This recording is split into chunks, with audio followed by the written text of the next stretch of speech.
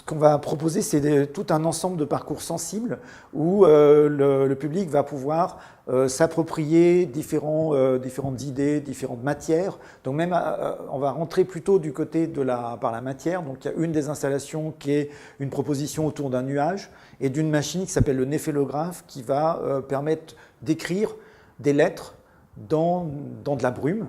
Et ces lettres vont pouvoir former des mots. Donc là, on est en train de travailler avec une école de Palaiseau et une institutrice pour créer avec les enfants des poèmes sur cette idée du nuage, peut-être sur cette idée qu'on a un océan au-dessus de nos têtes, parce que le nuage, le nuage c'est fait de gouttelettes, et ces gouttelettes se condensent sur des noyaux qui viennent de l'océan.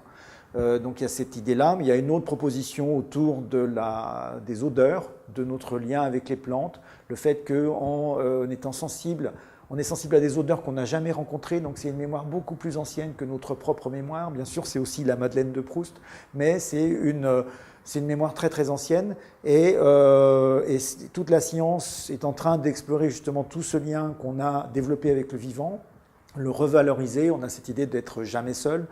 On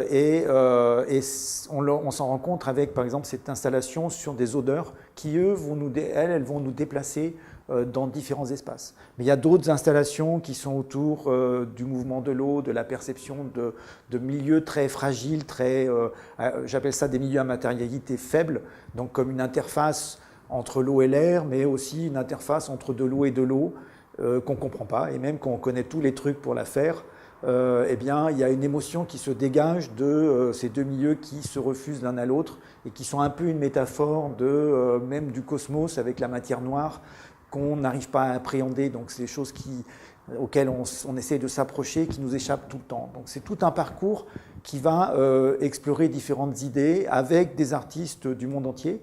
Et qui va permettre au public justement de peut-être développer un autre imaginaire autour des sciences, autour des planètes, autour de ce cosmos qui va des plantes à peut-être la grande image avec l'expansion de l'univers.